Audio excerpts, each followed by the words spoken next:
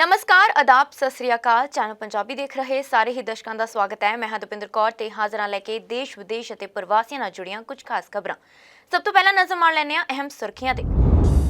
Canada ਦੇ Brampton ਸ਼ਹਿਰ ਵੱਲੋਂ ਸਿਟੀ ਨਾਲ ਪੰਜਾਬ ਦੇ ਆਰਥਿਕ ਸੰਬੰਧਾਂ ਨੂੰ ਮਜ਼ਬੂਤ ਕਰਨ ਲਈ ਮੁੱਖ ਮੰਤਰੀ ਭਗਵੰਤ ਮਾਨ ਨੂੰ ਸੱਦਾ। $1 ਅਰਬ ਦਾ ਘਾਟਾ ਬਰਦਾਸ਼ਤ ਕਰ ਰਹੀ ਹੈ ਏਅਰ ਕੈਨੇਡਾ ਸਣੇ ਕਈ ਏਅਰਲਾਈਨਸ ਵਧਾ ਸਕਦੀਆਂ ਨੇ ਕਿਰਾਇਆ। ਇਟਲੀ ਦੀ ਕੋਰਟ ਨੇ ਸੁਣਾਇਆ ਅਹਿਮ ਫੈਸਲਾ, ਨਵਾਂ ਕਾਨੂੰਨ ਇਟਲੀ ਦੇ ਸਿੱਖ ਪਰਿਵਾਰਾਂ ਲਈ ਹੋਵੇਗਾ ਲਾਹੇਵੰਦ। ਗੱਲ ਕਰੀਏ ਇਮੀਗ੍ਰੇਸ਼ਨ ਦੀ ਤਾਂ ਕੈਨੇਡਾ ਦੀ ਪਾਰਲੀਮੈਂਟ 'ਚ ਕੰਜ਼ਰਵੇਟਿਵ ਪਾਰਟੀ ਦੇ ਮੈਂਬਰਾਂ ਨੇ ਟਰੂਡੋ ਸਰਕਾਰ ਨੂੰ ਇਮੀਗ੍ਰੇਸ਼ਨ ਅਤੇ ਪਾਸਪੋਰਟ ਦੇ ਬੈਕਲੌਗ ਦੇ ਮੁੱਦੇ ਤੇ ਘੇਰਿਆ ਹੈ। ਪਾਰਲੀਮੈਂਟ ਵਿੱਚ ਕੰਜ਼ਰਵੇਟਿਵਸ ਵੱਲੋਂ ਇਸ ਮੁੱਦੇ ਨੂੰ ਚੁੱਕਦਿਆਂ MP ਜਸਰਾਜ ਸਿੰਘ ਨੇ ਲਿਬਰਲ ਸਰਕਾਰ ਦੀ ਅਸਫਲਤਾਵਾਂ ਬਾਰੇ ਸਵਾਲ ਕੀਤੇ ਨੇ। ਜਿੱਥੇ ਇੱਕ ਪਾਸੇ ਇਮੀਗ੍ਰੇਸ਼ਨ ਬੈਕਲੌਗ ਪ੍ਰਵਾਸੀਆਂ ਲਈ ਅਤੇ ਕੈਨੇਡਾ ਵਾਸੀਆਂ ਲਈ ਇੱਕ ਵੱਡੀ ਸਮੱਸਿਆ ਬਣਿਆ ਹੋਇਆ ਹੈ, ਤਾਂ ਦੂਜੇ ਪਾਸੇ ਇਸ ਸਮੇਂ ਕੈਨੇਡਾ ਵਾਸੀਆਂ ਲਈ ਪਾਸਪੋਰਟ ਬੈਕਲੌਗ ਵੀ ਇੱਕ ਵੱਡੀ ਚੁਣੌਤੀ ਬਣਦਾ ਜਾ ਰਿਹਾ ਹੈ। ਕੋਵਿਡ ਮਹਾਮਾਰੀ ਤੋਂ ਬਾਅਦ ਜਿੱਥੇ ਕੈਨੇਡਾ ਵਾਸੀ ਟਰੈਵਲ ਕਰਨ ਦੇ ਪਲਾਨ ਬਣਾ ਰਹੇ ਹਨ, ਤਾਂ ਨਾਲ ਹੀ ਕਈ ਆਪਣੇ ਪਾਸਪੋਰਟ ਲਈ ਅਪਲਾਈ ਵੀ ਕਰ ਰਹੇ ਨੇ ਤੇ ਕਈ ਪਾਸਪੋਰਟ ਰਿਨਿਊ ਵੀ ਕਰਵਾ ਰਹੇ ਨੇ। ਇਸ ਸਭ ਦੇ ਚਲਦਿਆਂ ਪਾਸਪੋਰਟ ਦਫ਼ਤਰਾਂ ਅੱਗੇ ਲੰਬੀਆਂ ਲਾਈਨਾਂ ਲੱਗੀਆਂ ਹੋਈਆਂ ਨੇ। ਕੁਝ ਲੋਕ ਸਵੇਰੇ 4 ਵਜੇ ਤੋਂ ਆ ਕੇ ਦਫ਼ਤਰਾਂ ਅੱਗੇ ਲਾਈਨਾਂ ਵਿੱਚ ਖੜੇ ਹੋ ਜਾਂਦੇ ਨੇ, ਪਰ ਇਸ ਦੇ ਬਾਵਜੂਦ ਵੀ ਉਹਨਾਂ ਨੂੰ ਅਪਾਇੰਟਮੈਂਟ ਨਹੀਂ ਮਿਲਦੀ। ਇਹਨਾਂ ਸਭ ਵੱਧ ਰਹੀਆਂ ਮੁਸ਼ਕਲਾਂ ਬਾਰੇ ਪਾਰਲੀਮੈਂਟ ਵਿੱਚ ਕੰਜ਼ਰਵੇਟਿਵਸ ਵੱਲੋਂ ਇਸ ਮੁੱਦੇ ਨੂੰ ਚੁੱਕਿਆ ਜਾ ਰਿਹਾ ਹੈ। ਕੰਜ਼ਰਵੇਟਿਵ MP ਜਸਰਾਜ ਸਿੰਘ ਨੇ ਪਾਸਪੋਰਟ ਬੈਕਲੌਗ ਬਾਰੇ ਜ਼ਿਕਰ ਕਰਦਿਆਂ ਕਿਹਾ ਕਿ ਲਿਬਰਲ ਸਰਕਾਰ ਵੱਲੋਂ ਇਮੀਗ੍ਰੇਸ਼ਨ ਬੈਕਲੌਗ ਤੇ ਤਾਂ ਕੰਮ ਨਹੀਂ ਹੋ ਸਕਿਆ ਅਤੇ ਹੁਣ ਪਾਸਪੋਰਟ ਬੈਕਲੌਗ ਵੱਧਦਾ ਜਾ ਰਿਹਾ ਹੈ। ਇਸ ਬਾਰੇ ਲਿਬਰਲ ਸਰਕਾਰ ਕਦੋਂ ਅਤੇ ਕਿਹੜੇ ਕਦਮ ਚੁੱਕੇਗੀ। ਜਸਰਾਜ ਸਿੰਘ ਨੇ ਲਿਬਰਲ ਸਰਕਾਰ ਤੇ ਇਲਜ਼ਾਮ ਲਗਾਉਂਦਿਆਂ ਆਖਿਆ ਕਿ ਸਰਕਾਰ ਨੂੰ ਇਸ ਗੱਲ ਦੀ ਤਿਆਰੀ ਪਹਿਲਾਂ ਹੀ ਰੱਖਣੀ ਚਾਹੀਦੀ ਸੀ ਕਿ ਪਾਬੰਦੀਆਂ ਢਿੱਲ ਮਿਲਣ ਤੋਂ ਬਾਅਦ ਲੋਕ ਟਰੈਵਲ ਕਰਨ ਦੀ ਹੀ ਤਿਆਰੀ ਕਰਨਗੇ, ਪਰ ਇਸ ਬਾਰੇ ਕੋਈ ਕਦਮ ਨਹੀਂ ਚੁੱਕੇ ਗਏ। Backlogs are a common theme under this Liberal government, whether it's for veterans, seniors, immigration, and now passports. Despite knowing that Canadians want to travel and need to get their passports renewed, this government has failed to prepare.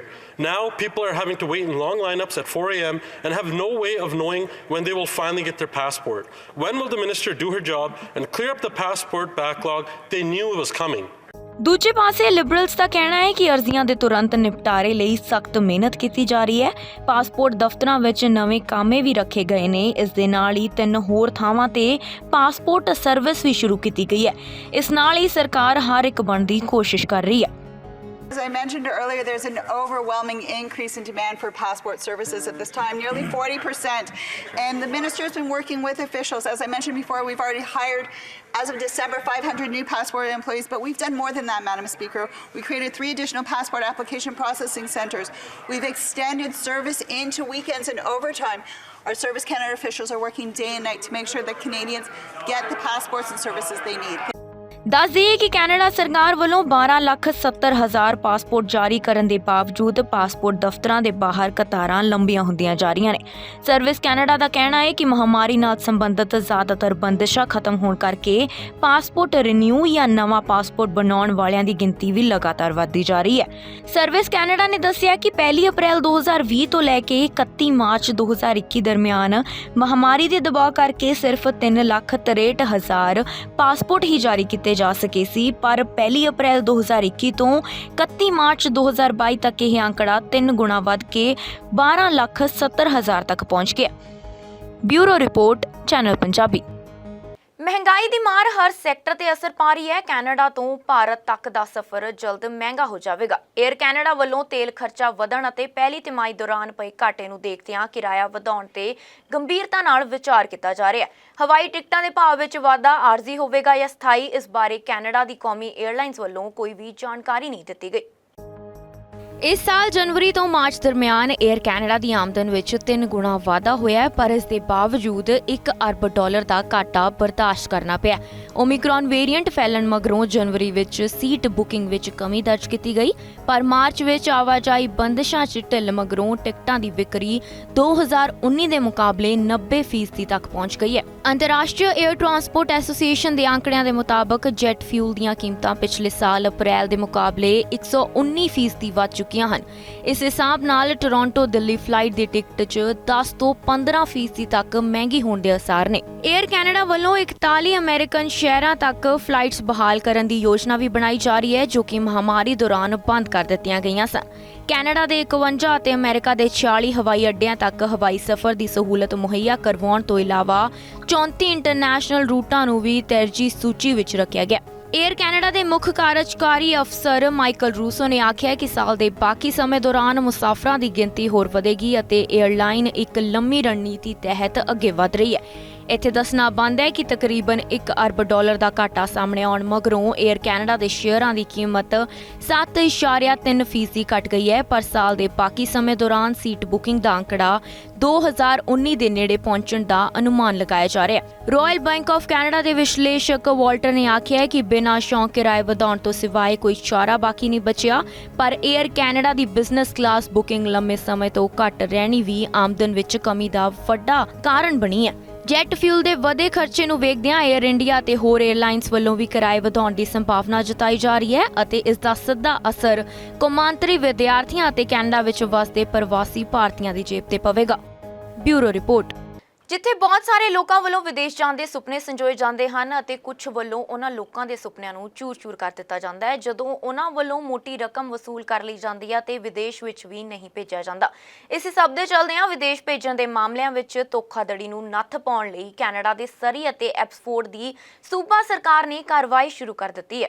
ਸਰੀ ਅਤੇ Abbotsford ਦੇ ਕੁਝ immigration ਏਜੰਟਾਂ ਵੱਲੋਂ ਲੋਕਾਂ ਨੂੰ Canada ਵਿੱਚ ਪੱਕੇ ਕਰਾਉਣ ਲਈ ਧੋਖਾਧੜੀ ਅਤੇ ਜਾਲਸਾਜ਼ੀ ਕਰਕੇ ਬਣਾਈ ਗਈ ਲੱਖਾਂ ਡਾਲਰ ਦੀ ਜਾਇਦਾਦ ਜ਼ਬਤ ਕਰਨ ਲਈ ਸੂਬਾ ਸਰਕਾਰ ਨੇ ਕਾਰਵਾਈ ਸ਼ੁਰੂ ਕਰ ਦਿੱਤੀ ਹੈ। ਫੋਰਈਸਟ ਕੰਸਲਟੈਂਟਸ ਤੇ ਉਸ ਨਾਲ ਸੰਬੰਧਿਤ ਹੋਰ 2 ਕੰਪਨੀਆਂ ਜੋ ਕਿ ਵਿਪਨ ਦੱਤਾ, ਉਸ ਦੀ ਪਤਨੀ ਰਿਤੂ ਕੁਲਦੀਪ ਕੌਰ ਅਤੇ ਉਸ ਦੇ ਪਤੀ ਹਰਨੇਕ ਸਿੰਘ ਪੰਨੂ ਵੱਲੋਂ ਚਲਾਈਆਂ ਜਾ ਰਹੀਆਂ ਸੀ। ਉਹਨਾਂ ਦੀ ਜਾਂਚ ਪੜਤਾਲ ਅਤੇ ਤਲਾਸ਼ੀ ਦੌਰਾਨ ਸਰਕਾਰ ਨੂੰ $6 ਲੱਖ ਤੋਂ ਵੱਧ ਦੀ ਨਕਦੀ ਅਤੇ ਜਾਲਸਾਜ਼ੀ ਦੇ ਸਬੂਤ ਮਿਲੇ ਸਨ। ਛਾਪੇ ਮਗਰੋਂ ਕੈਨੇਡਾ ਬਾਰਡਰ ਸਰਵਿਸਿਜ਼ ਏਜੰਸੀ ਨੇ ਕੇਸ ਦਰਜ ਕਰਕੇ ਏਜੰਟਾਂ ਨੂੰ ਗ੍ਰਿਫਤਾਰ ਤਾਂ ਕਰ ਲਿਆ ਸੀ, ਪਰ ਬਾਅਦ ਵਿੱਚ ਅੱਗੇ ਕੋਈ ਕਾਰਵਾਈ ਨਹੀਂ ਹੋਈ ਸੀ। ਇਹਨਾਂ ਏਜੰਟਾਂ ਨੇ ਰਿਹਾ ਹੋਣ ਮਗਰੋਂ ਮੁੜ ਆਪਣੇ ਦਫ਼ਤਰ ਖੋਲ੍ਹੇ ਨੇ। ਹੁਣ ਸੂਬਾ ਸਰਕਾਰ ਨੇ ਬਰਾਮਦ ਕੀਤੀ ਗਈ ਰਕਮ ਤੇ ਦਾਅਵਾ ਜਤਾਉਂਦਿਆਂ ਕਿਹਾ ਹੈ ਕਿ ਉਸ ਜਾਇਦਾਦ ਦਾ ਸਰੋਤ ਧੋਖਾਧੜੀ ਅਤੇ ਜਾਲਸਾਜ਼ੀ ਸੀ, ਜਿਸ ਕਰਕੇ ਇਸ ਨੂੰ ਸਰਕਾਰ ਜ਼ਬਤ ਕਰੇਗੀ। 3 ਸਾਲ ਪਹਿਲਾਂ ਮਾਰੇ ਛਾਪੇ ਦੌਰਾਨ ਬਿਨਾਂ ਨੌਕਰੀ ਪੇਰੋਲ ਤਿਆਰ ਕਰਨ, ਜਾਲੀ ਕਾਮੇ ਲੋੜ ਦੇ ਦਾਅਵੇ ਬਣਾ ਕੇ LMIA ਰਾਹੀਂ ਪੱਕੇ ਕਰਵਾਉਣ ਦੇ ਸਬੂਤ ਜਾਂਚ ਅਧਿਕਾਰੀਆਂ ਦੇ ਹੱਥ ਲੱਗੇ ਸਨ। ਹੈਰਾਨੀ ਦੀ ਗੱਲ ਇਹ ਹੈ ਕਿ ਏਜੰਸੀ ਵੱਲੋਂ ਇਹਨਾਂ ਏਜੰਟਾਂ ਦੇ ਇਮੀਗ੍ਰੇਸ਼ਨ ਲਾਇਸੈਂਸ ਰੱਦ ਕਰਾਉਣ ਲਈ ਕੋਈ ਕਾਰਵਾਈ ਨਹੀਂ ਕੀਤੀ ਗਈ ਤੇ ਉਹ ਲੰਘੇ ਸ਼ੁੱਕਰਵਾਰ ਤੱਕ ਦਫ਼ਤਰ ਖੋਲ੍ਹ ਕੇ ਬੈਠੇ ਸੀ, ਜੋ ਕਿ ਸਰਕਾਰੀ ਕਾਰਵਾਈ ਦੀ ਭਣਕ ਪੈਣ ਮਗਰੋਂ ਬੰਦ ਕਰ ਦਿੱਤੇ ਗਏ ਨੇ। ਇਸ ਮਗਰੋਂ ਮੁਲਜ਼ਮਾਂ ਨੇ ਆਪਣੇ ਫੋਨ ਵੀ ਬੰਦ ਕਰ ਲਏ ਨੇ। ਸਿਆਸੀ ਮਾਹਰ ਸੂਬਾ ਸਰਕਾਰ ਦੀ ਇਹ ਕਾਰਵਾਈ ਫੈਡਰਲ ਸਰਕਾਰ ਦੇ ਇਮੀਗ੍ਰੇਸ਼ਨ ਸਿਸਟਮ ਨੂੰ ਚੁਣੌਤੀ ਵਜੋਂ ਦੇਖ ਰਹੇ ਨੇ। Bureau report. ਇਟਲੀ ਦੀ ਸੰਵਿਧਾਨਕ ਅਦਾਲਤ ਨੇ ਇੱਕ ਨਵੇਂ ਕਾਨੂੰਨ ਦਾ ਐਲਾਨ ਕਰਦਿਆਂ ਫੈਸਲਾ ਸੁਣਾਇਆ ਹੈ ਕਿ ਮਾਤਾ-ਪਿਤਾ ਦੋਵਾਂ ਦੇ ਉਪਨਾਮ ਬੱਚਿਆਂ ਨੂੰ ਦਿੱਤੇ ਜਾਣ। ਅਦਾਲਤ ਨੇ ਆਪਣੇ ਫੈਸਲੇ ਵਿੱਚ ਅੱਗੇ ਆਖਿਆ ਕਿ ਉਹ ਸਾਰੇ ਮਾਪਦੰਡ ਜੋ ਆਪਣੇ ਆਪ ਹੀ ਪਿਤਾ ਦੇ ਉਪਨਾਮ ਨੂੰ ਉਸਦੇ ਬੱਚਿਆਂ ਲਈ ਵਿਸ਼ੇਸ਼ਤਾ ਦਿੰਦੇ ਨੇ, ਉਹ ਗੈਰ ਕਾਨੂੰਨੀ ਨੇ। ਅਦਾਲਤ ਨੇ ਆਪਣੇ ਫੈਸਲੇ ਵਿੱਚ ਆਖਿਆ ਕਿ ਪਿਤਾ ਦੇ ਨਾਮ ਨੂੰ ਉਸਦੇ ਬੱਚਿਆਂ ਨਾਲ ਜੋੜਨ ਦਾ ਨਿਯਮ ਭੇਦਭਾਵਪੂਰਨ ਅਤੇ ਬੱਚੇ ਦੀ ਪਛਾਣ ਨੂੰ ਨੁਕਸਾਨ ਪਹੁੰਚਾਉਣ ਵਾਲਾ ਹੈ ਅਤੇ ਬੱਚਿਆਂ ਨੂੰ ਮਾਤਾ-ਪਿਤਾ ਦੀ ਸਹਿਮਤੀ ਨਾਲ ਦੋਵਾਂ ਦੇ ਉਪਨਾਮ ਦਿੱਤੇ ਜਾਣੇ ਚਾਹੀਦੇ ਨੇ। ਇਨਸਾਨ ਦੀ ਪਹਿਚਾਣ ਬਣਾਉਣ ਲਈ ਉਸਦੇ ਨਾਮ ਅਤੇ ਉਪਨਾਮ ਦੀ ਬਹੁਤ ਅਹਿਮੀਅਤ ਰੱਖਦੇ ਨੇ। ਉਪਨਾਮ ਤੋਂ ਉਸਦੇ ਪਰਿਵਾਰ ਦਾ ਸਹਿਜੇ ਪਤਾ ਲੱਗ ਜਾਂਦਾ ਹੈ। ਭਾਰਤ ਵਿੱਚ ਬਹੁਤ ਘੱਟ ਇਹਨਾਂ ਗੱਲਾਂ ਵੱਲ ਧਿਆਨ ਦਿੱਤਾ ਜਾਂਦਾ ਹੈ, ਪਰ ਵਿਦੇਸ਼ਾਂ ਵਿੱਚ ਖਾਸ ਕਰ ਇਟਲੀ ਵਿੱਚ ਰਹਿੰਦੇ ਬਸਿੰਦੇ ਦੇ ਨਾਮ ਨਾਲ ਉਪਨਾਮ ਹੋਣਾ ਲਾਜ਼ਮੀ ਹੈ, ਜਿਸ ਕਾਰਨ ਇੱਥੇ ਪ੍ਰਵਾਸੀ ਭਾਰਤੀਆਂ ਨੂੰ ਅਕਸਰ ਉਪਨਾਮ ਨਾ ਹੋਣ ਕਾਰਨ ਦਿੱਕਤ ਦਾ ਸਾਹਮਣਾ ਕਰਨਾ ਪੈਂਦਾ। ਇਟਲੀ ਵਿੱਚ ਜਦੋਂ ਬੱਚਾ ਜਨਮ ਲੈਂਦਾ ਹੈ ਤਾਂ ਉਸ ਦੇ ਨਾਮ ਨਾਲ ਪਿਤਾ ਦਾ ਉਪਨਾਮ ਲਿਖਣਾ ਲਾਜ਼ਮੀ ਹੈ। ਬਹੁਤ ਘੱਟ ਕੇਸ ਅਜਿਹੇ ਹੁੰਦੇ ਨੇ ਜਿੱਥੇ ਮਾਤਾ ਦਾ ਉਪਨਾਮ ਬੱਚੇ ਦੇ ਨਾਮ ਨਾਲ ਲੱਗਦਾ ਹੈ ਅਤੇ ਉਹ ਵੀ ਉਦੋਂ ਜਦੋਂ ਬੱਚੇ ਦੇ ਪਿਤਾ ਨਾਲ ਉਸ ਦੀ ਮਾਤਾ ਦਾ ਕੋਈ ਲੜਾਈ ਝਗੜਾ ਚੱਲਦਾ ਹੋਵੇ, ਨਹੀਂ ਤਾਂ ਜ਼ਿਆਦਾਤਰ ਪਿਤਾ ਦੇ ਉਪਨਾਮ ਨੂੰ ਬੱਚੇ ਦੇ ਨਾਮ ਨਾਲ ਲਿਖਿਆ ਜਾਂਦਾ ਹੈ। ਇਸ ਕਾਨੂੰਨ ਨਾਲ ਕਿਸੇ ਨੂੰ ਪਰੇਸ਼ਾਨੀ ਹੋਵੇ ਜਾਂ ਨਹੀਂ, ਪਰ ਸਿੱਖ ਪਰਿਵਾਰਾਂ ਨੂੰ ਇਸ ਕਾਨੂੰਨ ਕਾਰਨ ਕਈ ਤਰ੍ਹਾਂ ਦੀਆਂ ਪਰੇਸ਼ਾਨੀਆਂ ਨਾਲ ਜੂਝਣਾ ਪੈਂਦਾ ਸੀ, ਕਿਉਂਕਿ ਜਦੋਂ ਸਿੱਖ ਪਰਿਵਾਰ 'ਚ ਮੁੰਡਾ ਜਨਮ ਲੈਂਦਾ ਹੈ ਤਾਂ ਉਸ ਦੇ ਨਾਮ ਨਾਲ ਉਸ ਦੇ ਪਿਤਾ ਦਾ ਉਪਨਾਮ ਯਾਨੀ ਕਿ ਸਿੰਘ ਲੱਗਦਾ ਹੈ ਤੇ ਜਦੋਂ ਕੁੜੀ ਜਨਮ ਲੈਂਦੀ ਹੈ ਤਾਂ ਉਸ ਦੇ ਨਾਮ ਨਾਲ ਉਸ ਦੀ ਮਾਤਾ ਦਾ ਉਪਨਾਮ ਕੌਰ ਲੱਗਦਾ ਹੈ।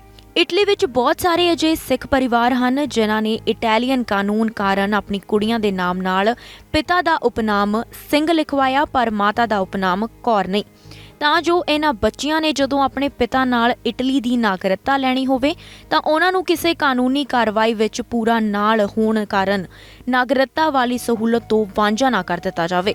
ਇਟਲੀ ਵਿੱਚ ਸਰਕਾਰ ਨੇ ਅਜਿਹੇ ਕਾਨੂੰਨ ਨੂੰ ਹੁਣ ਸਰਲ ਕਰਦਿਆਂ ਇਤਿਹਾਸਕ ਫੈਸਲਾ ਕਰ ਦਿੱਤਾ ਹੈ, ਜਿਸ ਅਨੁਸਾਰ ਹੁਣ ਬੱਚੇ ਦੇ ਨਾਮ ਨਾਲ ਉਸਦੇ ਪਿਤਾ ਦੇ ਉਪਨਾਮ ਦੇ ਨਾਲ ਮਾਤਾ ਦਾ ਉਪਨਾਮ ਵੀ ਲਾਜ਼ਮੀ ਲਿਖਿਆ ਜਾਵੇ ਤਾਂ ਜੋ ਸਮਾਨਤਾ ਬਣੀ ਰਹੇ। ਇਸ ਕਾਨੂੰਨ ਨਾਲ ਹੋਰ ਕਿਸੇ ਪ੍ਰਵਾਸੀ ਨੂੰ ਕੋਈ ਫਾਇਦਾ ਹੋਵੇ ਜਾਂ ਨਾ, ਪਰ ਭਾਰਤੀ ਸਿੱਖ ਪਰਿਵਾਰਾਂ ਲਈ ਇਸ ਕਾਨੂੰਨ 'ਚ ਸੌਦ ਬਹੁਤ ਹੀ ਜ਼ਿਆਦਾ ਲਾਹੇਵੰਦ ਸਿੱਧ ਹੋਵੇਗੀ, ਕਿਉਂਕਿ ਹੁਣ ਇਟਲੀ ਦੇ ਸਿੱਖ ਪਰਿਵਾਰ ਘਰ ਵਿੱਚ ਜਨਮ ਲੈਣ ਵਾਲੇ ਬੱਚੇ ਨਾਲ ਜੇਕਰ ਮੁੰਡਾ ਹੈ ਤਾਂ ਸਿੰਘ ਤੇ ਜੇਕਰ ਕੁੜੀ ਹੈ ਤਾਂ ਕੌਰ ਜਨਮ ਸਰਟੀਫਿਕੇਟ ਉੱਪਰ ਲਿਖਵਾ ਸਕਦੇ ਨੇ, ਜਿਸ ਨਾਲ ਸਿੱਖ ਪਰਿਵਾਰਾਂ ਦੇ ਬੱਚਿਆਂ ਨੂੰ ਮਾਪਿਆਂ ਨਾਲ ਇਟਲੀ ਦੀ ਨਾਗਰਿਕਤਾ ਲੈਣ ਸਮੇਂ ਕੋਈ ਦਿੱਕਤ ਪੇਸ਼ ਨਹੀਂ ਆਵੇਗੀ। ਇਸ ਕਾਨੂੰਨ ਸੰਬੰਧੀ ਇਟਲੀ ਦੀ ਸੰਵਿਧਾਨਕ ਅਦਾਲਤ ਨੇ ਹਾਲ ਹੀ ਵਿੱਚ ਫੈਸਲਾ ਸੁਣਾਇਆ ਹੈ ਕਿ ਉਹ ਸਾਰੇ ਮਾਪਦੰਡ ਜੋ ਆਪਣੇ ਹੀ ਪਿਤਾ ਦੇ ਉਪਨਾਮ ਨੂੰ ਉਸਦੇ ਬੱਚਿਆਂ ਲਈ ਵਿਸ਼ੇਸ਼ਤਾ ਦਿੰਦੇ ਹਨ ਉਹ ਗੈਰ ਕਾਨੂੰਨੀ ਨੇ। ਅਦਾਲਤ ਨੇ ਆਪਣੇ ਫੈਸਲੇ ਵਿੱਚ ਅੱਗੇ ਆਖਿਆ ਕਿ ਮਾਤਾ ਪਿਤਾ ਦੋਵਾਂ ਦੇ ਉਪਨਾਮ ਬੱਚਿਆਂ ਨੂੰ ਦਿੱਤੇ ਜਾਣ। ਸਿਖਰਲੀ ਅਦਾਲਤ ਨੇ ਆਖਿਆ ਕਿ ਪਿਤਾ ਦੇ ਨਾਮ ਨੂੰ ਉਸਦੇ ਬੱਚਿਆਂ ਨਾਲ ਜੋੜਨ ਦਾ ਨਿਯਮ ਭੇਦਭਾਵਪੂਰਨ ਅਤੇ ਬੱਚੇ ਦੀ ਪਛਾਣ ਨੂੰ ਨੁਕਸਾਨ ਪਹੁੰਚਾਉਣ ਵਾਲਾ ਹੈ। ਸੁਪਰੀਮ ਕੋਰਟ ਨੇ ਕਿਹਾ ਕਿ ਬੱਚਿਆਂ ਨੂੰ ਮਾਤਾ ਪਿਤਾ ਦੀ ਸਹਿਮਤੀ ਨਾਲ ਦੋਵਾਂ ਦੇ ਉਪਨਾਮ ਦਿੱਤੇ ਜਾਣੇ ਚਾਹੀਦੇ ਨੇ ਜਾਂ ਫਿਰ ਮਾਪੇ ਸਹਿਮਤ ਹੋ ਸਕਦੇ ਨੇ ਕਿ ਉਹਨਾਂ ਦੇ ਬੱਚੇ ਨੂੰ ਉਹਨਾਂ ਵਿੱਚੋਂ ਸਿਰਫ ਇੱਕ ਦਾ ਉਪਨਾਮ ਰੱਖਣਾ ਚਾਹੀਦਾ ਹੈ। ਇਸ ਕਾਨੂੰਨ ਨਾਲ ਇਟਲੀ ਦੇ ਸਿੱਖ ਭਾਈਚਾਰੇ ਵਿੱਚ ਖੁਸ਼ੀ ਦੀ ਲਹਿਰ ਦੇਖੀ ਜਾ ਸਕਦੀ ਹੈ ਤੇ ਉਹਨਾਂ ਵੱਲੋਂ ਆਪਣੇ ਤੌਰ ਤੇ ਸਰਕਾਰ ਦੀ ਇਸ ਕਾਨੂੰਨ ਲਈ ਉੱਚੇ ਧੰਨਵਾਦ ਵੀ ਕੀਤਾ ਗਿਆ। Bureau report. ਇਸ ਦੇ ਨਾਲ ਹੀ ਵੇਲਾ ਹੋ ਚੱਲਿਆ ਇੱਕ ਛੋਟੇ ਜਿਹੇ ਬ੍ਰੇਕ ਦਾ, ਮਿਲਦੇ ਹਾਂ ਇਸ ਬ੍ਰੇਕ ਤੋਂ ਬਾਅਦ।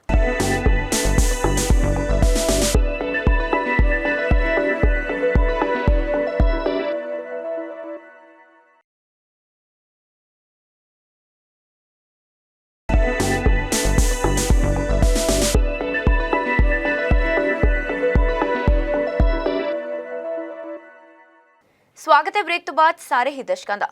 ਵਿਦੇਸ਼ ਦੇ ਵਿੱਚ ਵਸੇ ਹੋਏ ਪੰਜਾਬੀਆਂ ਦੀ ਮਿਹਨਤ ਸਦਕਾ ਜਦੋਂ ਚੰਗੇ ਕੰਮਾਂ ਲਈ ਸਿਫਤ ਕੀਤੀ ਜਾਂਦੀ ਹੈ ਤਾਂ ਬਹੁਤ ਮਾਣ ਮਹਿਸੂਸ ਹੁੰਦਾ ਹੈ ਉਹਨਾਂ ਪੰਜਾਬੀਆਂ ਤੇ ਜਿਨ੍ਹਾਂ ਨੇ ਆਪਣੀ ਹਿੰਮਤ ਅਤੇ ਇਮਾਨਦਾਰੀ ਨਾਲ ਵਿਦੇਸ਼ਾਂ ਦੇ ਵਿੱਚ ਆਪਣੀ ਕਾਮਯਾਬੀ ਦੇ ਝੰਡੇ ਗੱਡੇ ਹੋਏ ਨੇ। ਇਸੇ ਤਰ੍ਹਾਂ ਦੀ ਇੱਕ ਖਬਰ ਆਸਟ੍ਰੇਲੀਆ ਦੇ ਸੂਬੇ ਕੁਇਨਸਲੈਂਡ ਤੋਂ ਆ ਰਹੀ ਹੈ, ਜਿੱਥੇ ਆਪਣੀ ਕੜੀ ਮਿਹਨਤ ਦੇ ਸਦਕਾ ਪੰਜਾਬੀ ਬੱਸ ਡਰਾਈਵਰ ਜਸਵਿੰਦਰ ਸਿੰਘ ਨੂੰ bus driver of the year ਦੇ ਅਵਾਰਡ ਨਾਲ ਮਾਣ ਮੱਤੇ ਨਾਲ ਸਨਮਾਨ ਨਵਾਜਿਆ ਗਿਆ।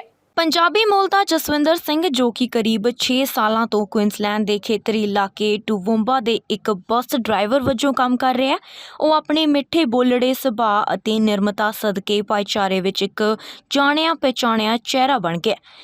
ਇਹਨਾਂ ਸੇਵਾਵਾਂ ਦੇ ਚਲਦਿਆਂ ਪਬਲਿਕ ਟਰਾਂਸਪੋਰਟ ਸਰਵਿਸ ਟਰਾਂਸਲਿੰਕ ਦੇ ਸਾਲਾਨਾ ਪੁਰਸਕਾਰਾਂ ਤਹਿਤ ਜਸਵਿੰਦਰ ਸਿੰਘ ਨੂੰ ਖੇਤਰੀ ਕੁਇਨਸਲੈਂਡ ਡਰਾਈਵਰ ਆਫ ਦ ਈਅਰ ਦੇ ਮਾਣ ਮੱਤੇ ਨਾਲ ਸਨਮਾਨ ਨਾਲ ਨਵਾਜਿਆ ਗਿਆ। ਕੁਇਨਸਲੈਂਡ ਦੇ bus driver of the year award ਉਹਨਾਂ ਬੱਸ ਡਰਾਈਵਰਾਂ ਨੂੰ ਮਾਨਤਾ ਤੇ ਸਤਿਕਾਰ ਦੇਣ ਲਈ ਪਹਿਲ ਕਦਮੀ ਹੈ ਜਿਨ੍ਹਾਂ ਨੇ ਕੋਵਿਡ-19 ਮਹਾਮਾਰੀ ਦੌਰਾਨ ਕੁਇਨਸਲੈਂਡ ਵਾਸੀਆਂ ਨੂੰ ਕੰਮ ਅਤੇ ਜ਼ਰੂਰੀ ਸੇਵਾਵਾਂ ਲਈ ਇੱਕ ਦੂਜੇ ਨਾਲ ਜੋੜੇ ਰੱਖਿਆ। ਟੂਵੁੰਬਾ ਇਲਾਕੇ ਦੇ ਵਸਨੀਕ 41 ਸਾਲਾ ਜਸਵਿੰਦਰ ਸਿੰਘ, ਜਿਨ੍ਹਾਂ ਦਾ ਪਰਿਵਾਰਕ ਪਿਛੋਕੜ ਪੰਜਾਬ ਦੇ ਜ਼ਿਲ੍ਹੇ ਅੰਮ੍ਰਿਤਸਰ ਦੇ ਨੇੜੇ ਸਰਹਾਲੀ ਪਿੰਡ ਦਾ ਹੈ, ਉਹਨਾਂ ਨੇ 1000 ਤੋਂ ਵੱਧ ਨਾਮਜ਼ਦਗੀਆਂ ਚੋਂ ਇਹ ਪੁਰਸਕਾਰ ਹਾਸਲ ਕੀਤਾ। ਜਸਵਿੰਦਰ ਸਿੰਘ ਨੇ ਆਖਿਆ ਕਿ ਇਸ ਕਿਤਾਬ ਲਈ ਲਗਭਗ 1300 ਨਾਮਜ਼ਦਗੀਆਂ ਪ੍ਰਾਪਤ ਹੋਈਆਂ ਸਨ। ਫਿਰ ਹਰ ਸ਼੍ਰੇਣੀ ਚੋਂ 3 ਫਾਈਨਲਿਸਟ ਚੁਣੇ ਗਏ ਸੀ ਅਤੇ ਜਨਤਕ ਵੋਟਿੰਗ ਦੁਆਰਾ ਅੰਤਿਮ ਜੇਤੂਆਂ ਦਾ ਐਲਾਨ ਕੀਤਾ ਗਿਆ।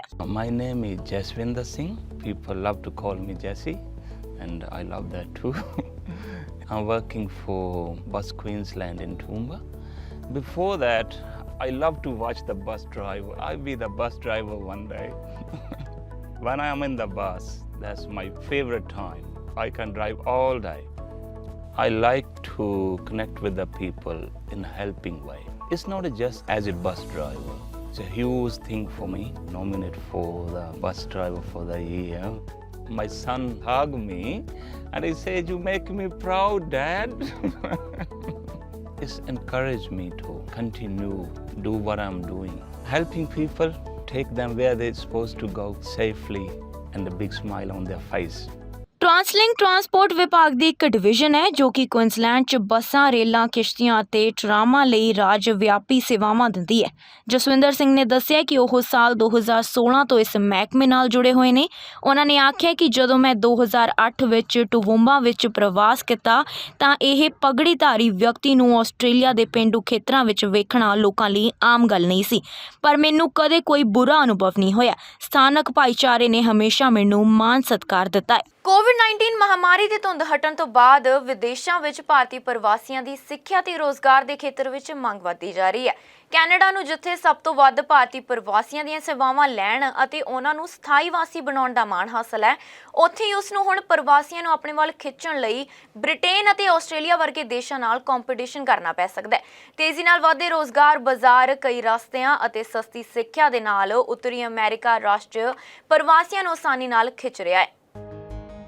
ਕੈਨੇਡਾ ਦਾ ਆਸਾਨ ਇਮੀਗ੍ਰੇਸ਼ਨ ਦਾ ਦਾਅਵਾ ਅਸਲ 'ਚ 2021 'ਚ ਲਗਭਗ 1 ਲੱਖ ਭਾਰਤੀ ਕੈਨੇਡਾ ਦੇ ਸਥਾਈ ਵਾਸੀ ਬਣ ਗਏ ਨੇ, ਕਿਉਂਕਿ ਦੇਸ਼ ਨੇ ਆਪਣੇ ਇਤਿਹਾਸ ਵਿੱਚ ਰਿਕਾਰਡ 4,05,000 ਨਵੇਂ ਪ੍ਰਵਾਸੀਆਂ ਨੂੰ ਸਵੀਕਾਰ ਕੀਤਾ ਹੈ। ਕੈਨੇਡਾ ਆਪਣੇ post graduate work permit PGWP programme ਰਾਹੀਂ ਵਿਦਿਆਰਥੀਆਂ ਲਈ ਸਭ ਤੋਂ ਆਸਾਨ ਇਮੀਗ੍ਰੇਸ਼ਨ ਵਿੱਚੋਂ ਇੱਕ ਦਾ ਦਾਅਵਾ ਕਰਦਾ ਹੈ। ਪਿਛਲੇ ਮਹੀਨੇ ਕੈਨੇਡਾ ਦੇ ਪ੍ਰਵਾਸ ਮੰਤਰੀ ਸ਼ੌਨ ਫਰੇਜ਼ਰ ਨੇ ਇੱਕ ਨਵੀਂ ਆਰਜ਼ੀ ਨੀਤੀ ਦਾ ਐਲਾਨ ਕੀਤਾ ਹੈ ਜੋ ਕਿ ਪੁਰਾਣੀ ਆਰਜ਼ੀ ਸਥਿਤੀ ਤੇ ਖਤਮ ਹੋਣ ਦੇ ਨਾਲ ਕੌਮਾਂਤਰੀ ਗ੍ਰੈਜੂਏਟਸ ਨੂੰ ਆਪਣੇ ਪ੍ਰਵਾਸ ਦਾ ਵਿਸਥਾਰ ਕਰਨ ਦਾ ਮੌਕਾ ਦਿੰਦੀ ਹੈ, ਜੋ ਉਹ ਕੰਮ ਦਾ ਤਜਰਬਾ ਪ੍ਰਾਪਤ ਕਰਦੇ ਰਹਿਣ ਅਤੇ ਸਥਾਈ ਵਾਸੀ ਬਣਨ ਲਈ ਬਿਹਤਰ ਮੌਕੇ ਪ੍ਰਾਪਤ ਕਰ ਸਕਣ।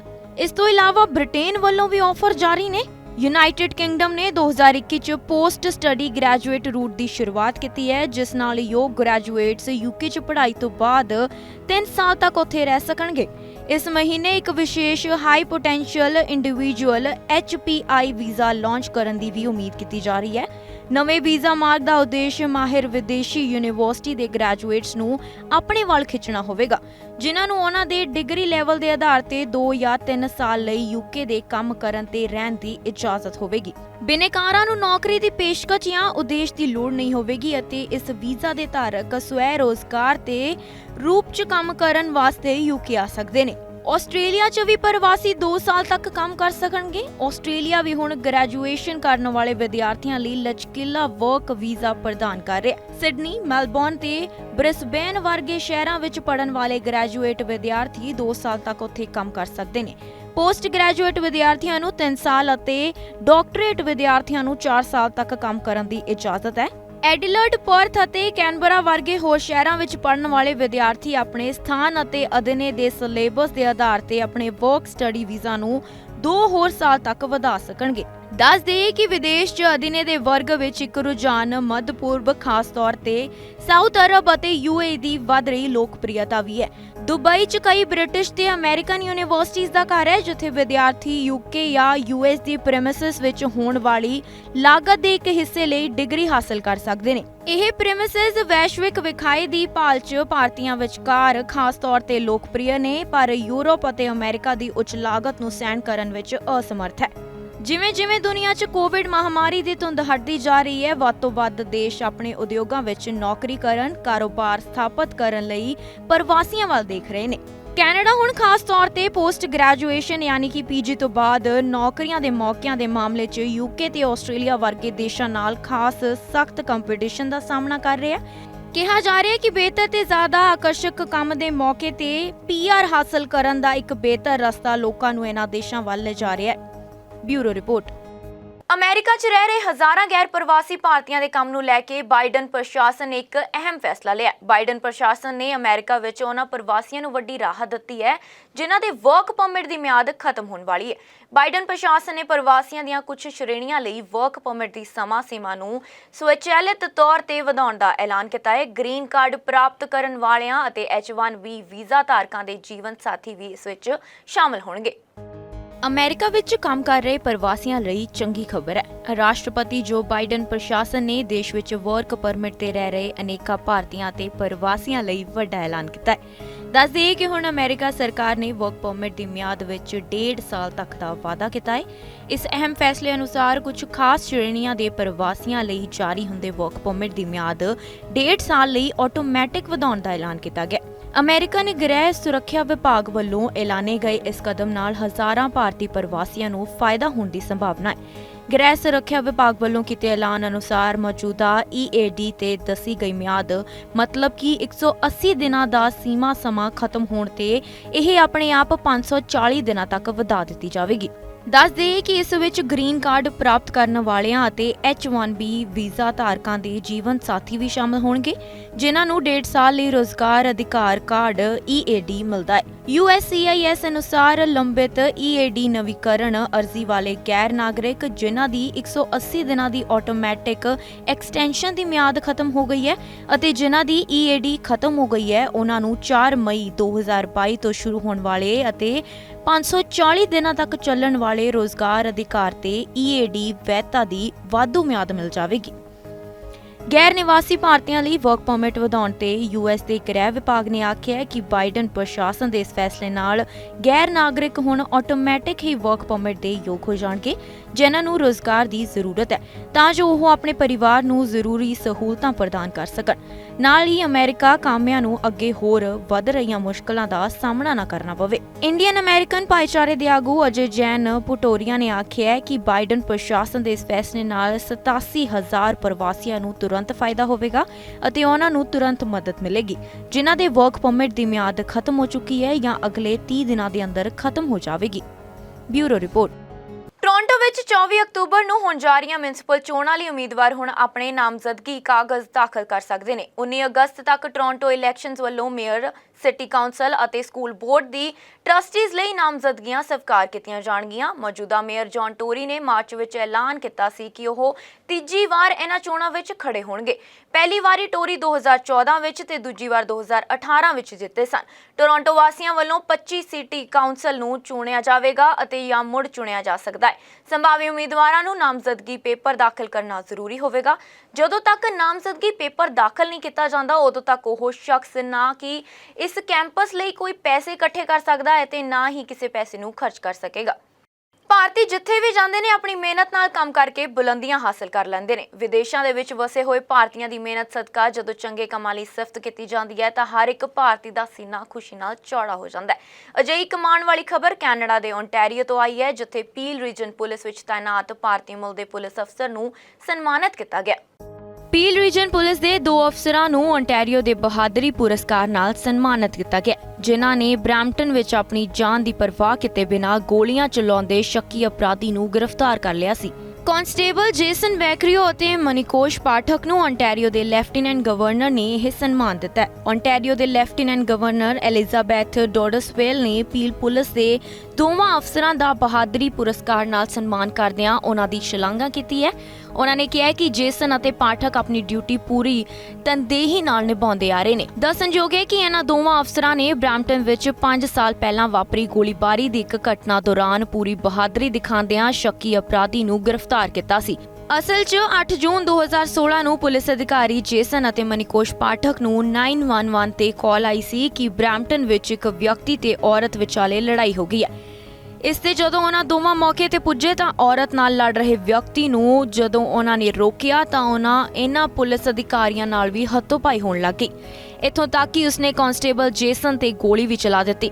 ਹਾਲਾਂਕਿ ਉਹਨਾਂ ਦੋਨਾਂ ਦਾ ਬਚਾਅ ਹੋ ਗਿਆ। ਇਸ ਤੇ ਦੋਵਾਂ ਪੁਲਿਸ ਅਧਿਕਾਰੀਆਂ ਨੇ ਆਪਣੀਆਂ ਬੰਦੂਕਾਂ ਕੱਢਦੇ ਹੋਏ ਜਵਾਬੀ ਕਾਰਵਾਈ ਕੀਤੀ। ਇਸ ਦੌਰਾਨ ਸ਼ੱਕੀ ਨੇ ਉਹਨਾਂ ਦੋਵਾਂ ਤੇ ਗੋਲੀਬਾਰੀ ਕੀਤੀ, ਪਰ ਕਿਸਮਤ ਨਾਲ ਉਹਨਾਂ ਦਾ ਬਚਾਅ ਹੁੰਦਾ ਰਿਹਾ। ਇਸ ਮਗਰੋਂ ਸ਼ੱਕੀ ਹਮਲਾਵਰ ਮੌਕੇ ਤੋਂ ਫਰਾਰ ਹੋ ਗਿਆ ਅਤੇ ਜੇਸਨ ਤੇ ਪਾਠਕ ਦੋਵੇਂ ਪੁਲਿਸ ਅਫਸਰਾਂ ਨੇ ਉਸ ਦਾ ਪਿੱਛਾ ਕੀਤਾ।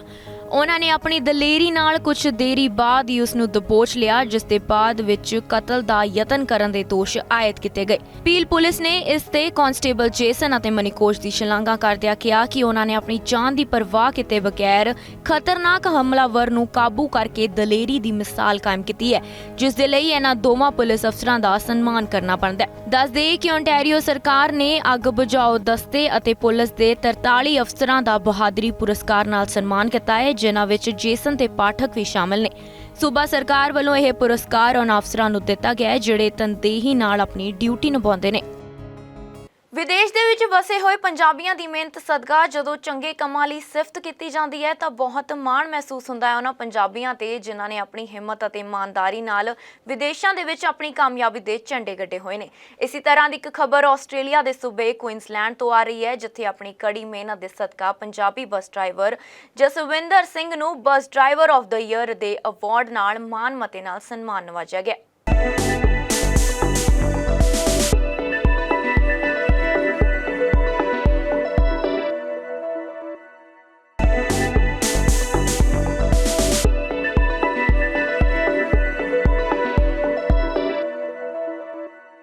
ਸਵਾਗਤ ਹੈ। ਬ੍ਰੇਕ ਤੋਂ ਬਾਅਦ ਸਾਰੇ ਹੀ ਦਰਸ਼ਕਾਂ ਦਾ ਰੁਕ ਕਰਦੇ ਹਾਂ ਅਗਲੀ ਖਬਰ ਵੱਲ।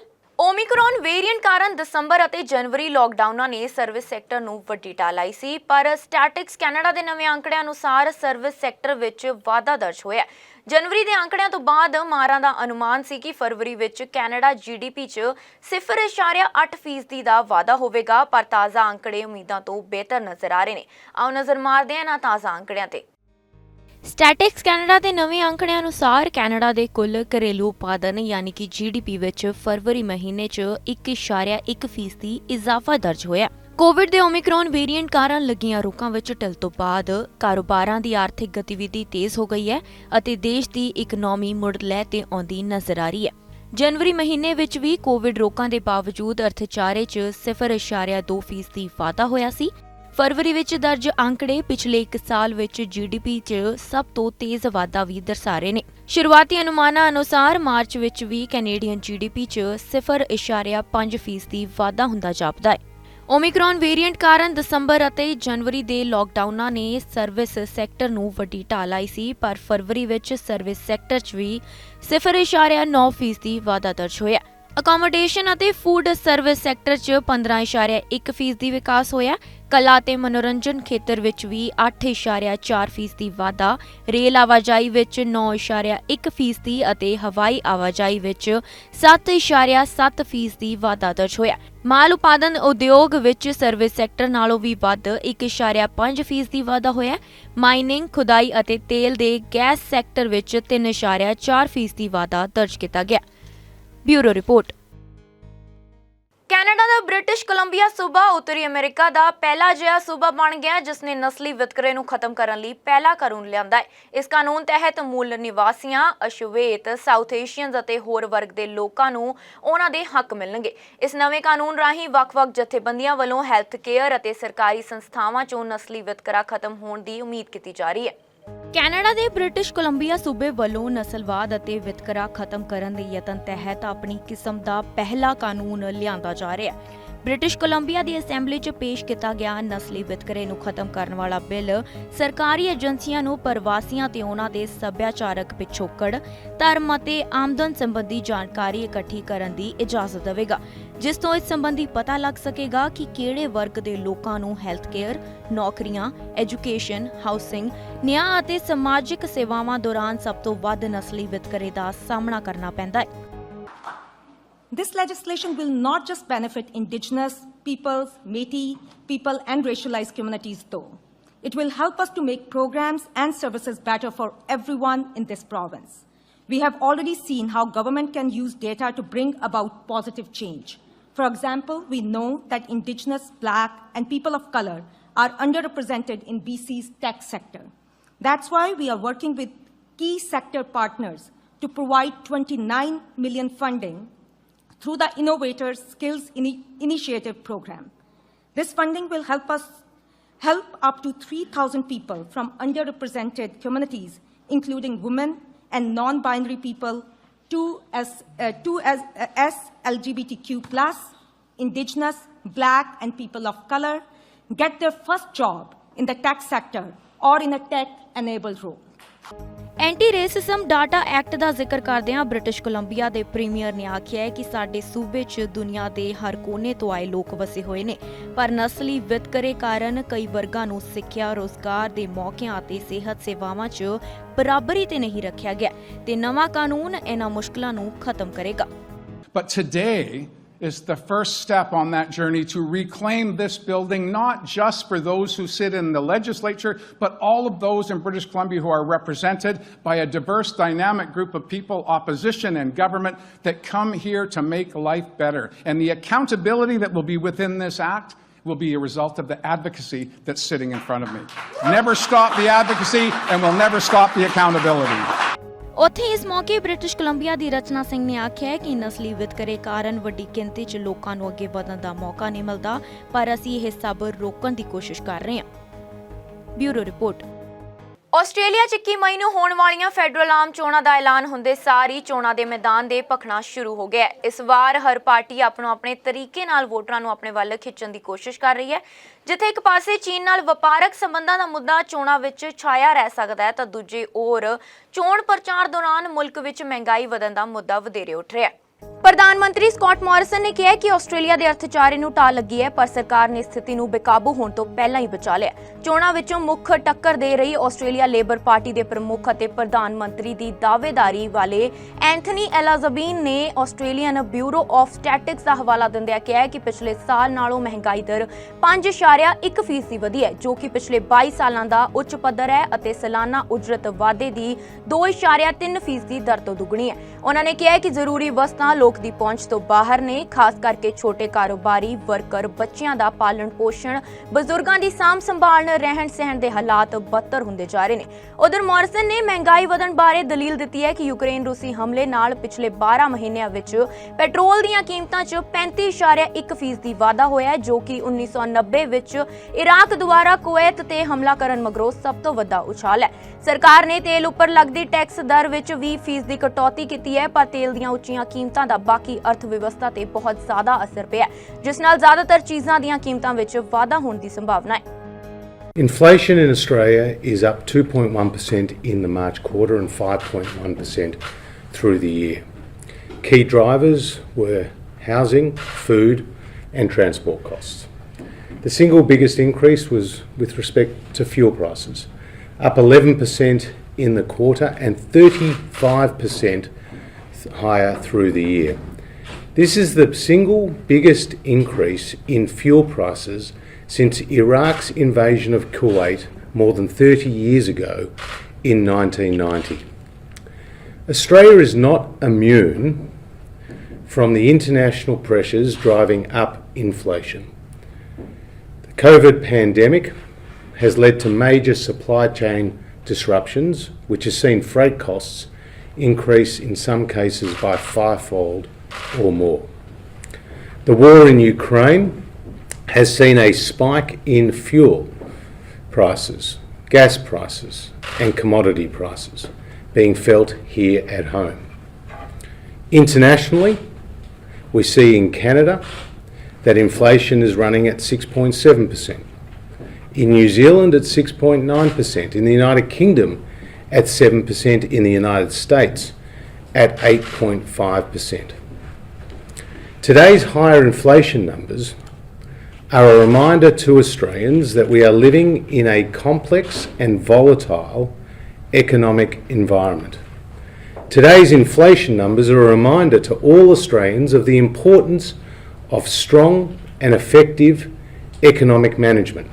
ਕੈਨੇਡਾ ਵਿੱਚ ਸਮਲਿੰਗੀ ਲੋਕਾਂ ਦੇ ਖੂਨਦਾਨ ਕਰਨ ਤੇ ਲੱਗੀ ਰੋਕ ਹਟਾ ਦਿੱਤੀ ਗਈ ਹੈ। ਹੈਲਥ ਕੈਨੇਡਾ ਵੱਲੋਂ ਕੈਨੇਡੀਅਨ ਬਲੱਡ ਸਰਵਿਸਿਜ਼ ਦੀ ਨਵੀਂ ਨੀਤੀ ਨੂੰ ਪ੍ਰਵਾਨਗੀ ਦਿੰਦਿਆਂ ਕਿਹਾ ਗਿਆ ਹੈ ਕਿ ਘਰੇਲੂ ਅਤੇ ਕੌਮਾਂਤਰੀ ਪੱਧਰ ਤੇ ਡੂੰਘੀ ਖੋਜ ਤੋਂ ਬਾਅਦ ਹੀ ਇਹ ਫੈਸਲਾ ਲਿਆ ਗਿਆ। ਦੱਸਿਆ ਜਾ ਰਿਹਾ ਹੈ ਕਿ ਨਵੀਂ ਨੀਤੀ 30 ਦਸੰਬਰ ਤੋਂ ਲਾਗੂ ਕੀਤੀ ਜਾਵੇਗੀ। ਕੈਨੇਡੀਅਨ ਬਲੱਡ ਸਰਵਿਸਿਜ਼ ਨੇ ਹੈਲਥ ਕੈਨੇਡਾ ਨੂੰ ਮੰਗ ਕੀਤੀ ਸੀ ਕਿ ਡੋਨਰਾਂ ਦੇ ਲਿੰਗ ਅਤੇ ਜਿਸਨੀ ਝੁਕਾਣ ਬਾਰੇ ਸਵਾਲਾਂ ਦੀ ਬਜਾਏ ਸਕਰੀਨਿੰਗ ਪ੍ਰਕਿਰਿਆ ਜਿਸਨੀ ਵਿਵਹਾਰ ਤੇ ਆਧਾਰਿਤ ਹੋਣੀ ਚਾਹੀਦੀ ਹੈ। ਏਜੰਸੀ ਮੁਤਾਬਕ 30 ਸਤੰਬਰ ਤੋਂ ਬਾਅਦ ਸੰਭਾਵੀ ਡੋਨਰਾਂ ਨੂੰ ਸਵਾਲ ਪੁੱਛਿਆ ਜਾਵੇਗਾ ਕਿ ਉਹਨਾਂ ਨੇ ਬੀਤੇ 3 ਮਹੀਨਿਆਂ ਵਿੱਚ ਇੱਕ ਜਾਂ ਇੱਕ ਤੋਂ ਵੱਧ ਵਿਅਕਤੀਆਂ ਨਾਲ ਜਿਸਨੀ ਸੰਬੰਧ ਬਣਾਏ ਹਨ ਜਾਂ ਨਹੀਂ, ਭਾਵੇਂ ਉਹਨਾਂ ਦਾ ਲਿੰਗ ਜਾਂ ਜਿਸਨੀ ਝੁਕਾਅ ਕੋਈ ਵੀ ਹੋਵੇ। ਏਜੰਸੀ ਦਾ ਕਹਿਣਾ ਹੈ ਕਿ ਜਿਸਨੀ ਵਿਵਹਾਰ ਬਾਰੇ ਸਵਾਲ ਪੁੱਛੇ ਜਾਣ ਨਾਲ HIV ਵਰਗੀ ਬਿਮਾਰੀ ਫੈਲਣ ਦੇ ਜੋਖਮ ਦੀ ਜ਼ਿਆਦਾ ਭਰੋਸੇਮੰਦ ਤਰੀਕੇ ਨਾਲ ਸਮੀਖਿਆ ਕੀਤੀ ਜਾ ਸਕੇਗੀ। ਦੂਜੀ ओर ਸਮਲਿੰਗੀ ਲੋਕਾਂ ਲਈ ਆਵਾਜ਼ ਚੁੱਕਣ ਵਾਲੇ ਨਵੀਂ ਨੀਤੀ ਨੂੰ ਵਿਤਕਰੇ ਵਾਲੀ ਕਰਾਰ ਦੇ ਰਹੇ ਨੇ। ਹੈਲਥ ਕੈਨੇਡਾ ਵਿਰੁੱਧ ਮਨੁੱਖੀ ਅਧਿਕਾਰੀਆਂ ਦੀ ਉਲੰਘਣਾ ਬਾਰੇ ਸ਼ਿਕਾਇਤ ਦਰਜ ਕਰਵਾਉਣ ਵਾਲੇ ਕ੍ਰਿਸਟੋਫਰ ਕੋਰਸ ਨੇ ਆਖਿਆ ਕਿ ਪਾਬੰਦੀ ਹਟਣ ਬਾਰੇ ਖਬਰ ਸੁਣ ਕੇ ਮਨ ਬਹੁਤ ਖੁਸ਼ ਹੋਇਆ, ਪਰ ਸ਼ਰਤਾਂ ਚੰਗੀ ਤਰ੍ਹਾਂ ਪੜਨ ਮਗਰੋਂ ਪਤਾ ਲੱਗਿਆ ਕਿ ਜ਼ਿਆਦਾਤਰ ਸਮਲਿੰਗੀ ਹੁਣ ਵੀ ਖੂਨਦਾਨ ਨਹੀਂ ਕਰ ਸਕਣਗੇ। ਇਸ ਦੌਰਾਨ ਪ੍ਰਧਾਨ ਮੰਤਰੀ ਜਸਟਿਨ ਟਰੂਡੋ ਨੇ ਕਿਹਾ ਕਿ ਸਰਕਾਰ ਇਸ ਫੈਸਲੇ ਦਾ ਸਵਾਗਤ ਕਰਦੀ ਹੈ, ਜਿਸ ਦੀ ਲੰਬੇ ਸਮੇਂ ਤੋਂ ਉਡੀਕ ਕੀਤੀ ਜਾ ਰਹੀ ਸੀ। ਉਹਨਾਂ ਆਖਿਆ ਕਿ ਲੋੜਵੰਦ ਲੋਕਾਂ ਤੱਕ ਸੁਰੱਖਿਅਤ ਖੂਨ ਪਹੁੰਚਾਉਣਾ ਸਭ ਤੋਂ ਵੱਡੀ ਜ਼ਿੰਮੇਵਾਰੀ ਹੈ, ਪਰ ਇਸ ਦੌਰਾਨ ਕੋਈ ਵਿਤਕਰੇ ਵਾਲੀ ਨੀਤੀ ਲਾਗੂ ਨਹੀਂ ਹੋਣੀ ਚਾਹੀਦੀ। Instead, all donors will be screened for high-risk sexual behavior regardless of gender identity or sexual orientation. Our government welcomes this decision. It's been a long time coming. The current approach was discriminatory and wrong. This is a significant milestone in moving forward on both the safety of our blood supply but also non-discriminatory practices. In 2015, we got elected with a commitment to end this discriminatory practice. We turned to Canadian Blood Services in EMA Quebec and we said, what is it that you need to end this practice? They said, we need more research, we need more studies, we need more science to make sure that we can continue to give Canadians full confidence in the safety of the blood supply. So over the past years, we funded over $5 million, a dozen different studies to make sure that we could get to this day. It is frustrating that it took this long. Implementation should be done by the fall, hopefully, but this is good news for all Canadians. Our blood supply will continue to be safe, and we're doing away with a discriminatory blanket ban. ਦੱਸ ਦਈਏ ਕਿ ਅਤੀਤ ਵਿੱਚ federal ਸਰਕਾਰ ਨੇ Christopher cars ਦੀ ਅਦਾਲਤੀ ਚੁਣੌਤੀ ਨੂੰ ਰੋਕਣ ਦਾ ਯਤਨ ਕੀਤਾ ਸੀ। ਸਮਲਿੰਗੀਆਂ ਦੇ ਖੂਨਦਾਨ ਤੇ ਪਾਬੰਦੀ 1992 ਵਿੱਚ ਲਾਈ ਗਈ ਸੀ, ਜਦੋਂ 2000 ਕੈਨੇਡੀਅਨ HIV ਤੋਂ ਪੀੜਿਤ ਹੋ ਗਏ ਸਨ, ਜਦਕਿ 1000 ਹੈਪੇਟਾਈਟਸ ਦੀ ਬਿਮਾਰੀ ਨਾਲ ਘੇਰ ਲਏ ਸੀ। Bureau report. ਅੱਜ ਦੇ ਇਸ ਬੁਲਟਨ 'ਚ ਬਸ ਇੰਨਾ ਹੀ। ਨਵੀਆਂ ਤੇ ਤਾਜ਼ਾ ਖਬਰਾਂ ਲੈ ਕੇ ਫਿਰ ਤੋਂ ਹਾਜ਼ਰ ਹੋਵਾਂਗੇ। ਹੁਣ ਮੈਨੂੰ ਯਾਨੀ ਦਪਿੰਦਰ ਕੌਰ ਨੂੰ ਦਿਓ ਇਜਾਜ਼ਤ। ਧੰਨਵਾਦ।